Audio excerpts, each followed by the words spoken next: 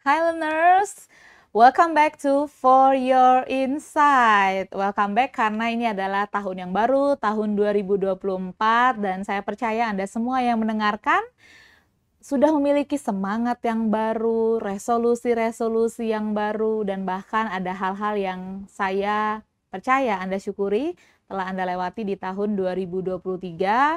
Dan juga saya sangat menikmati pembelajaran yang sudah kita jalani bersama-sama di tahun yang kemarin. Dan tentu saja di tahun yang baru ini kita akan lanjutkan pembelajaran, dan sudah pasti saya tidak sendirian. Saya ditemani oleh Pastor Evelyn Nadeak. Halo Pastor Eve. Hai Ukina. Kita Hai sapa everyone. dulu teman-teman pembelajar Ya. yang masih setia mengikuti For Your Insight, dan saya melihat pertumbuhan yang bagus sekali.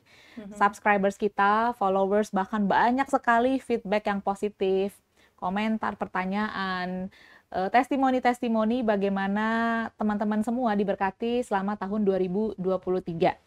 Right, and bagi yang sudah diberkati, you can recommend it. Ya, Ya, bisa share linknya ke teman-teman lain yang mungkin Anda rasa akan sangat butuh juga diberkati dengan konten yang kita create. Ya. yes. Baru tadi malam saya membaca feedback dari seorang ibu yang dia punya pengalaman mengasuh putri yang beranjak remaja, dan ternyata ada konten-konten kita yang memberkati gitu ya, yang bisa menjadi yang menolong, menguatkan ya, yang membuka wawasan juga gitu ya. So it is useful ya, slowly but surely it is useful, dan akan banyak variasi yang kita akan hadirkan juga, karena memang asupan-asupan pengertian ini akan menolong kita di dalam perjalanan iman kita untuk bisa bertumbuh gitu. So kita antisipasikan ya berbagai macam hal yang kita akan juga masukkan di dalam channel ini atau di konten yang kita akan create. Ya, dan banyak banget hal yang spesial ya Pastor di tahun yang baru. Tahun kita memasuki sudah tahun ke-20, 21, 22, 23, tahun yang kelima setelah pandemi. I see, ya. Jadi dunia sudah berubah, orang-orang juga sudah mulai terbiasa dengan dunia digital dan teknologi. Jadi memang momentumnya pas sekali, kita cara belajarnya sudah lebih banyak, sumber-sumber pembelajarannya juga.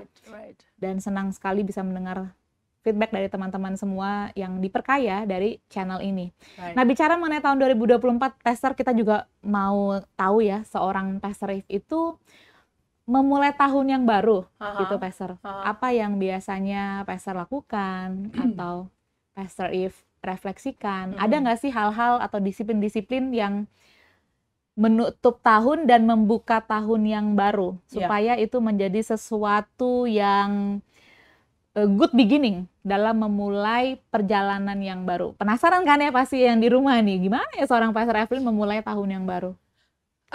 I think saya mau memulainya begini ya. Beberapa tahun yang lalu, I was in the international airport. I think in Changi, if I'm not mistaken ya. Waktu itu sedang ada kunjungan ke Singapura. And biasalah kalau saya lagi ke airport itu, maka masa tunggu itu saya pakai untuk walking around. Dan biasanya tempat favorit untuk dikunjungi di airport itu adalah toko buku. Ya, ada toko buku di Changi Airport itu, dan saya kalau ke toko buku tuh all aisles itu mesti dilewatin. Jadi benar-benar lihat gitu. Apalagi kalau yang jajarannya buku ya, bukan hanya oleh-oleh gitu kan. Nah, somehow menarik perhatian saya buku mengenai about intentionality ya, dari John Maxwell. Ya. Ada intentional living ya. Intentional living. Ya, itu menarik perhatian saya. Jadi saya beli 2 buku.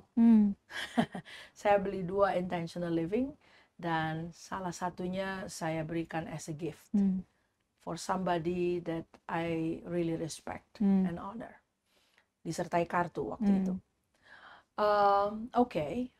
Bagi saya sendiri, apa yang dituliskan oleh John Maxwell dalam buku tersebut sangat menggugah pemikiran saya bahwa memang hidup itu is about intentionality. Ya, hidup jangan kita biarkan mengalir begitu saja. Ya, because kalau dia mengalir begitu saja ya mestinya jangan komplain di ujung manapun kau berakhir. Ya, terima aja. Kan toh memang mengalir aja. Kalau anggapan kita hidup itu iya, hidup ini ya mengalir aja. Terima aja apa yang terima ada kita, aja. mengalir Ya, aja. terima nasib. Ya, jadi kalau begitu jangan ngedumel dong. Iya, Kalau iya. kemudian tiba di sudut-sudut yang tidak dikehendaki, kan gitu. Itu satu hal. Lalu kalau kita juga menghidupi apa yang firman Tuhan katakan, I come to give you life and life more abundantly. Whom the Son set free is free indeed. Itu kan. Berarti kita melihat bahwa kita ini dikaruniai kehidupan. The God kind of life, Zoe, ya kan? Itu diberikan kepada kita. Kita ditebus dari lumpur dosa. Yesus mati di atas kayu salib buat kita. Kita dianugerahi kehidupan. Nah, saya pakai kata anugerah tuh ya. It's a gift. God give you life. Dan karena ini pemberian, maka bukan milik kita kan ya. Diberikan, kamu dianugerahi. And segala sesuatu yang diberikan pada kita, kita harus menjadi steward, a good steward of what is given to us. Kita perlu menjadi apa terjemahannya? Pengurus atau penata layanan. Ya. Pengelola dari apa yang diberikan kepada kita. Dan ini bukan pemberian yang murah. Ya, sekalipun kamu nggak usah bayar karena memang kamu tidak bisa bayar. Kan harganya apa bandrolnya untuk pemberian ini? The blood of Christ, the blood of Jesus. Jadi kan kalau mau dirupiahkan atau didolarkan, berapa itu? The blood of the Son of the living God. In order to give you, untuk memberikan kepada kamu hidup. I come to give you life and life more abundantly. Itu precious banget kehidupan ini. Setelah kita ditebus dari lumpur dosa, hidup itu sangat berharga. Nah, sekarang untuk pemberian yang seberharga itu, how are you going to steward it? Kan gitu. Jadi apa yang judul buku yang ditulis oleh John Maxwell mengenai intentional living itu bermakna banget. Jadi kita rekaman banget ya buku ini, Pastor. Sangat merekomendasikan. Nanti kalau saya punya ekstra lagi, saya akan juga beri pada orang lain ya, karena saya pernah memberikan buku tersebut kepada seseorang yang saya respect. Kenapa? Karena kalau kita maknai hidup itu secara intensional, maka banyak orang bilang, we need to finish well. Hey, mau finish well itu you need to plan with intentionality. Kalau memang tidak ada keinginan untuk selesai dengan well, ya kan kita mau selesai well, karena firman Tuhan bilang, well done, my good and faithful servant. Itu perkataan. I think the greatest reward adalah to hear God, untuk mendengar Tuhan menyambut kita pada akhir hidup kita dan berkata, well done Eve, ya, come and enjoy, atau come and join, kan gitu kan Alkitab berkata. Well done. Nah, karena well done, kamu mesti finish well. Itu yang namanya finish well gitu. Nah, itu finish well harus intentionality. Nah, kalau kita bilang asal mengalir aja, hello. Ya. Dan lalu ini juga, Pastor, karena saya juga diberkati sekali ya dengan bukunya John C. Maxwell. Beliau seorang guru kepemimpinan dan sudah melahirkan banyak sekali buku-buku. Dan ini kan recent book ya sebenarnya ya. Salah satu bukunya yang diproduksi di usianya yang sudah lanjut. Ya, dengan segudang pengalaman, pembelajaran. Dan inilah judul yang lahir di etapa terakhir dari kehidupannya. Jadi memang layak sekali untuk kita melirik dalam perjalanan etapa terakhir seorang guru besar, apa yang dia tuliskan. Jadi bagus sekali. Dan dia tuliskan ya di, I think di bab-bab awal itu, kalau saya tidak salah. Dia dia ceritakan pengalaman dia dikasih hadiah pada saat ulang tahun, kalau nggak salah dikasih hadiah. Begitu dia buka, kan katanya ini hadiah yang sangat istimewa. Dia bilang, pikir apa gitu. Begitu dibuka, ternyata buku jurnal. Waktu di flip, kosong semuanya. Loh, ini maksudnya apa gitu? Kok dikasihnya kosong dan orang yang memberikan dia hadiah itu berkata, ya, so you can write on it. You want to write seperti apa? Kau yang isi halaman-halamannya kan gitu kan. Nah, itu menggugah dia untuk kemudian refleksi ya, memikirkan. Dan saya rasa itu yang kita juga perlu kembangkan ya di tahun yang terhitung masih baru fresh ini ya, kita masih ada di termin pertama tahun ini, to consider our ways. Itu nasihat, the ancient advice yang diberikan oleh Nabi Hagai ya. Perhatikan jalan-jalan pada Nabi Hagai, pada orang-orang buangan yang sudah kembali lagi ke tanah mereka. You got a second chance now, you know, you can get back to tanah kelahiranmu. Kau bisa kembali ke sini setelah 70 tahun di tempat lain, kau bisa balik. You're getting your second chance. Bagaimana kau mau maknai? Consider your ways. Pertimbangkan matang-matang jalan-jalanmu, kan gitu kan. Nah, orang yang mau hidup secara intensional, yang hidupnya itu mau, ya mikir dulu dah, ini gimana, hidup ini mau dibawa kemana gitu kan. Memang harus dimulai dengan considering. Jadi dengan pertimbangan-pertimbangan, ya kalau buat saya memaknai ya evaluasilah hidupmu, kan gitu. Jadi memang tiap kali kita dianugerahi, waktu kita mau beranjak ya, bertransisi masuk ke tahun yang baru, itu kan seakan-akan kita dianugerahi tahun yang baru, 365 hari. Now how do you want to end? Ujungnya gimana? Ya, kita memang bikin perencanaan itu kan sequence ya, by sequence gitu kan. Oke, ada grand idea at the end, kita mau finish well. Oke, nah sekarang take it at bite size. Ya, bite size itu apa? Per tahun, seperti apa? Kan ini lebih enak untuk mengevaluasi. Break it down again per term. Is there any progress? Ya kan? Ini kan bisa direncanakan gitu loh. Jadi ya saya senang John Maxwell, si Maxwell bisa mengajarkan bahwa success is actually predictable. Predictable. Iya. And so is failure ya. Dan yes, right. Dulu kita sangat sering dengar ya di kelas-kelas pelatihan yang kita berdua juga attending, suatu kalimat yang berkata, if you fail to plan, you are actually planning to fail. Show me your plan, then I can see the probability of your success. Because if you're not making any plan, definitely. How are you going to predict your success? There is nothing, no plan, gitu kan. But at least if you make plan, there is a chance of failure, yes.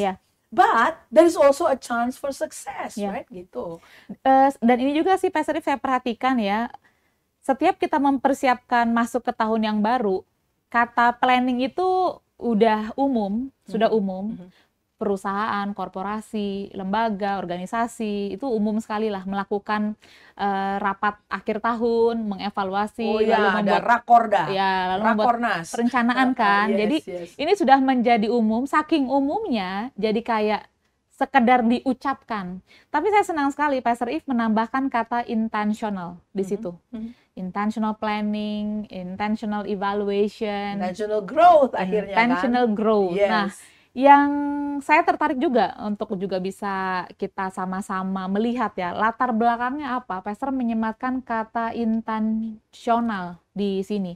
Karena sepengertian saya, pada saat seseorang melakukan perencanaan, ya tentu saja ada kesengajaan dong dalam membuat, karena udah tahu goalnya apa, ya memang harus dibikin perencanaan. Nah, kenapa serta-merta ada kata intensional yang Pastor masukkan dalam setiap istilah-istilah yang sudah mulai umum ini sekarang, Pastor? Ada latar belakangnya nggak? It's a biblical actually ya. Ini Alkitabiah dong, right? Kita nggak serta-merta memasukkan sesuatu istilah karena istilah aja, tapi kan kita melihat in the origin of design, waktu Allah menciptakan, Tuhan Allah menciptakan manusia, it is all with intentionality. Ya, contoh saja, kalau kita lihat Kejadian pasal yang pertama, the very first chapter, ya, dari Alkitab kita yang tebal itu, nah kita lihat di situ ayat 26, 27, maybe you want to read it? Ayat 26, 27. Anda di rumah juga bisa sama-sama ya, kita lihat ya. Kejadian pasal yang pertama, ayat 26 sampai 28. Ya, boleh ke 28, coba lihat. Oke, berfirmanlah Allah, baiklah kita menjadikan manusia menurut gambar dan rupa kita, Right. supaya mereka berkuasa atas ikan-ikan di laut dan burung-burung di udara, atas ternak dan seluruh bumi, serta segala binatang yang melata di bumi. Allah menciptakan manusia menurut gambarnya, menurut gambar Allah diciptakannya dia. Laki-laki dan perempuan diciptakannya mereka. Allah memberkati mereka dan berfirman kepada mereka, beranak cuculah dan bertambah banyaklah. Penuhilah dan taklukkanlah bumi. Berkuasalah atas ikan-ikan di laut, burung-burung di udara, dan atas segala binatang melata di bumi. Right. Di ayat yang ke-26 dikatakan di situ supaya mereka bisa berkuasa. Ya. Ya. Nah, years ago kita belajar bersama-sama bahwa menemukan kata supaya di situ kita temukan statement of purpose. You know, this is God's idea Tuhan yang dilatar belakangi oleh suatu tujuan. Nah, tujuan pertanyaan-pertanyaan yang bertujuan ya, yang jawabannya itu adalah supaya gitu ya. Itu adalah pertanyaan mengapa. Ya, questionnya itu adalah why. Why ya. Dan ini yang perlu di-establish terlebih dahulu sebetulnya sebelum kita buru-buru bertindak ya. Sebelum kita buru-buru point 1, point 2, point 3, point 4 ya kan. Kita establish dulu yang jelas why we do the things we do gitu kan. Dan di sini jelas supaya mereka berkuasa. Ya kan? Supaya mereka berkuasa. Lalu kita lihat di pasal yang kedua, pada saat statement itu menjadi suatu action, ya, menjadi suatu action, maka kita ketemukan di pasal yang kedua ayat yang ke-15. Coba kita lihat di sana. Can you please read it? Tuhan Allah mengambil manusia itu dan menempatkannya di Taman Eden untuk mengerjakan dan memelihara taman itu.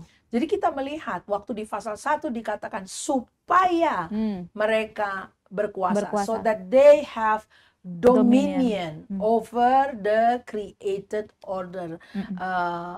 Dari segala alam yang diciptakan itu ya di planet ini. Bagaimana caranya?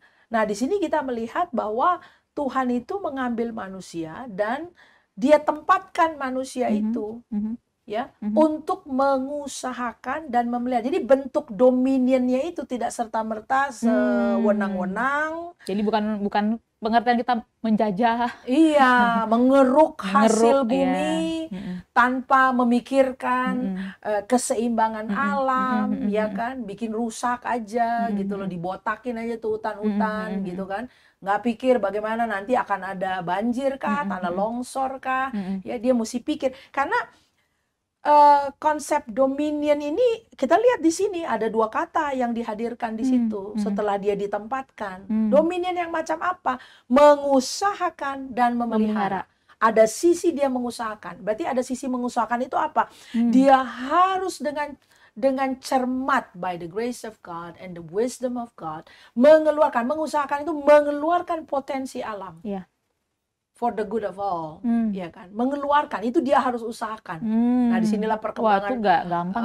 Ya, penelitian, research, pendidikan, ya, dan kita melihat perkembangan sampai pada hari ini betapa pengetahuan science modern telah begitu membuat manusia bisa mengeksplorasi banyak hal. Mengenai alam ini, bukan cuma di planet ini, keluar pun kita dari planet ini, iya kan?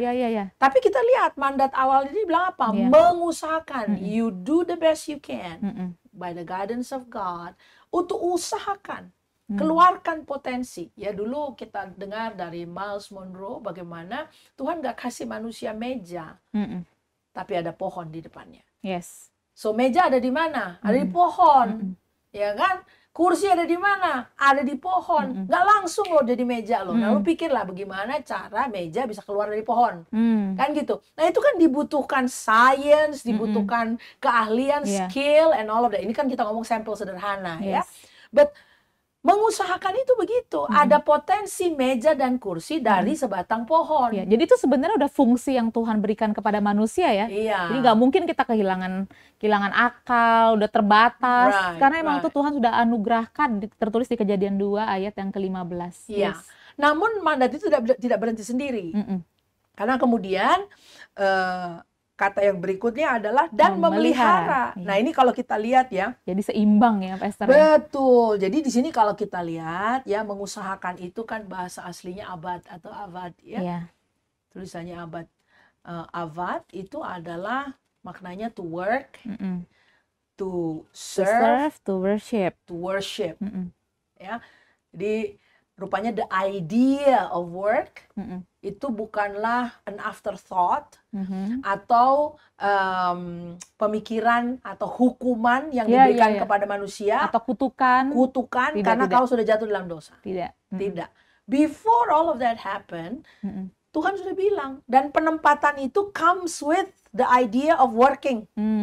Penempatan manusia itu comes with the idea of service. Penempatan manusia comes with the idea of worshiping. Jadi ini tidak bisa relate dengan kaum mager ya. Nggak relate sama sekali. Iya. Gitu loh. Kalau kita lihat konteksnya, Allah mengambil manusia itu dan menempatkan, ada assignment. Iya. Ya, ada jadi placementnya manusia, itu penempatannya dengan tugas ya, assignment. Dan karena kita di sini lihat Tuhan Allah mengambil dan melakukan penempatan, kita tambahkan kata divine. Divine placement comes with divine assignment. For divine assignment. Wah, hebat nggak gitu? Berarti kan, wow, penempatannya aja divine. Don't you think assignment-nya juga divine? Ya, itu satu paket.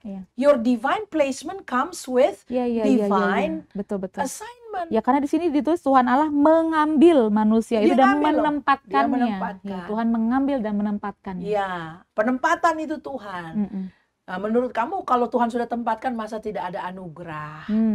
Untuk penugasan yang comes satu paket dengan penempatan itu.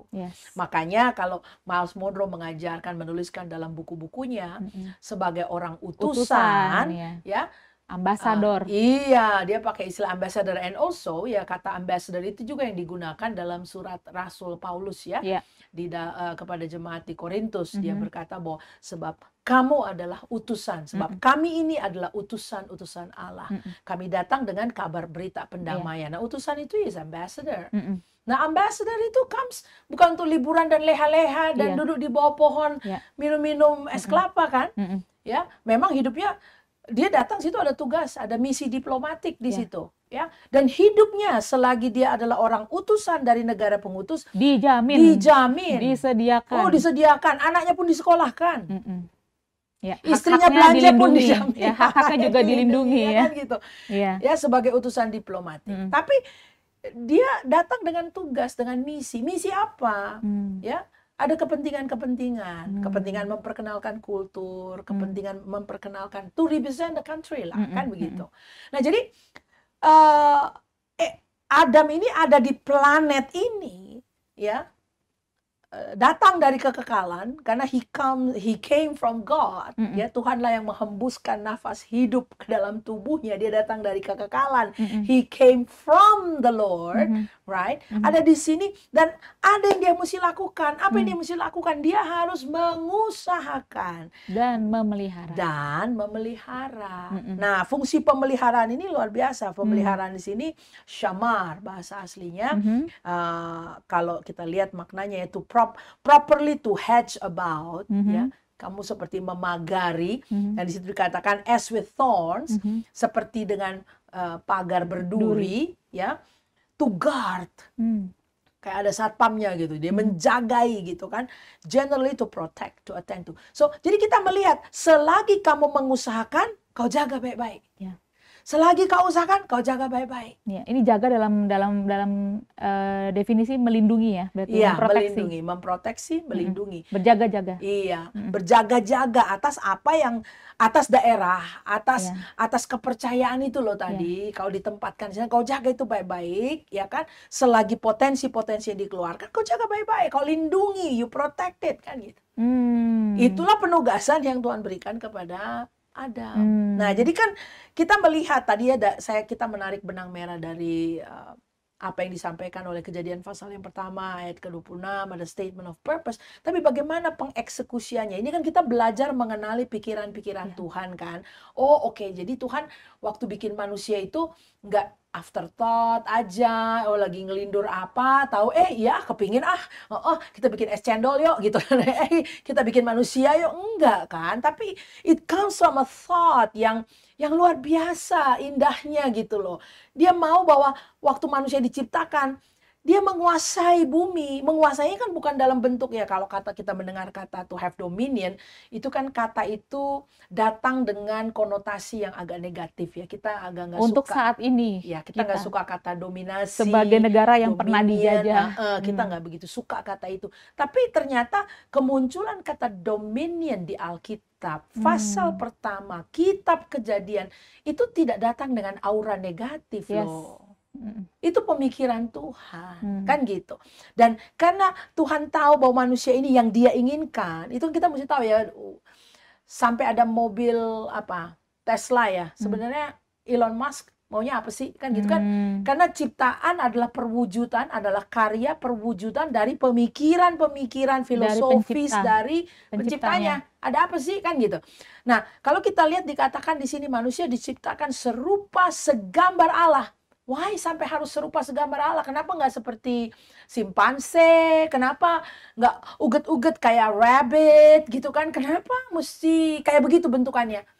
Tuhan bilang serupa segambar karena memang ada tujuan to have dominion. Ya, kan gitu. Nah ini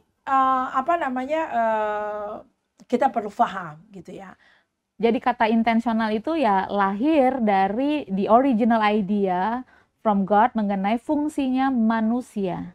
Itulah kenapa sebenarnya dengan adanya kata intensional jadi kembali bobotnya sih Pastor. Untuk kita melakukan perencanaan, untuk kita mengejar pertumbuhan yang tadi Pastor sampaikan di awal, supaya kita kembali ke fungsi originalnya kita. Right. Dan ya menurut saya ini perlu kita gaungkan kembali, Pastor If, karena kita berada di tengah-tengah society atau masyarakat yang hidupnya tuh bisa sekarang tuh ada istilah tuh hustle ya, jadi apapun dikerjakan gitu ya, jadinya ekstrim, apapun dikerjakan untuk bisa tetap hidup, untuk bisa survive di kondisi yang saat ini semakin tidak terduga ya. Pandemi itu kita tidak anticipate, kayaknya kebanyakan kita tidak anticipate ya, tiba-tiba ada pandemi. Nobody kita tiba-tiba diserang bencana satu dunia, lalu kita perlu melakukan adjustment, penyesuaian, dan saya rasa karena pandemi itu kita menjadi lebih berhati-hati, lebih careful, especially dengan area ekonomi kita dan keuangan kita. Karena pernah banget tuh rasanya luar biasa sekali, ekonomi terpuruk, kesehatan terpuruk, dan banyak orang akhirnya menderita kerugian. Namun di satu sisi juga jadinya ada juga nih angkatan yang udah tinggal tadi yang Pastor If bilang, nge-flow aja. Kita ikut aja tanpa mengetahui fungsinya kita diciptakan oleh Tuhan untuk mengerjakan dan mengusahakan sesuatu. Dan saya setuju kita mulai menggaungkan lagi nih Pastor di awal tahun. Dan ini kita akan kupas dalam beberapa episode ya Pastor, supaya ini juga bisa menjadi cukilan-cukilan yang bisa dikonsumsinya bite by bite. Right. Ya, dan mungkin sebagai penutup dalam pengenalan untuk episode ini untuk pengenalan nih Pastor ya, supaya siap-siap nih dengan kata intensional. Ini buat saya strong word banget, ini kata yang sangat kuat sekali. Intensional. Apa yang Pastor If mau sampaikan mengenai kata intensional ini supaya kita lebih mudah menerimanya mengawali tahun yang baru? Kita bisa apa ya, berkaca dari tahun sebelumnya gitu. Mungkin sedikit apa ya, ilustrasi yang memang agak filosofis gitu ya. Kita nggak tiba di kondisi saat ini atau bagaimana kondisi kita menutup tahun secara tanpa kita sadari kan, tanpa kita ketahui gitu loh. Tidak diperhatikan bisa saja, tetapi nggak mungkin lah. Maksudnya tiba di situ, aku juga nggak tahu kenapa bisa tiba di sini. No, you just not paying attention, kan gitu kan. Jadi kayak kita mengharapkan suatu hasil yang berbeda, tetapi tetap aja melakukan hal yang sama gitu loh. Dan ini konyol sama sekali. Ya, ini konyol sama sekali. Jadi, if we are going to expect something different, bahwa kita bilang tahun 24 ini akan beda. Okay, but how? Bedanya beda seperti apa? Nah, intentionality ini mengajak kita untuk mulai mempertimbangkan. If I want to have a different ending di tahun 2024, hal berbeda apa yang harusnya saya pertimbangkan di awal tahun? Sehingga kemudian dalam 12 bulan atau sekarang menjadinya 11 bulan berjalan, hasil yang berbeda yang saya harapkan di akhir tahun itu actually can happen. Bisa benar-benar dia. Nah, intentionality atau pemikiran yang intensional atau secara disengaja dan terencana akan kemudian menggiring kita untuk mendapatkan hasil yang berbeda. Wah, jadi untuk para pendengar dan pembelajar yang hari ini, ya saya memang sedang merencanakan sesuatu yang berbeda, atau berangan-angan, atau bermimpi ya. Kayaknya saya perlu ada sesuatu yang berbeda dalam hidup saya di area apapun. Ini adalah pesan yang tepat untuk bisa tetap diikuti dalam pembelajaran-pembelajaran ke depan. Ya. Thank you Pastor Eve, dan kita akan sambung kembali tentunya di season kali ini berbicara mengenai intentional living, intentional growth, pokoknya kata intensional atau dalam bahasa Indonesianya disengaja. Dan saya harap jika Anda diberkati dengan konten episode kali ini, Anda bisa bagikan kepada kenalan Anda supaya mereka pun juga bisa ikut pembelajaran bersama kita semua. Sampai jumpa di episode berikutnya.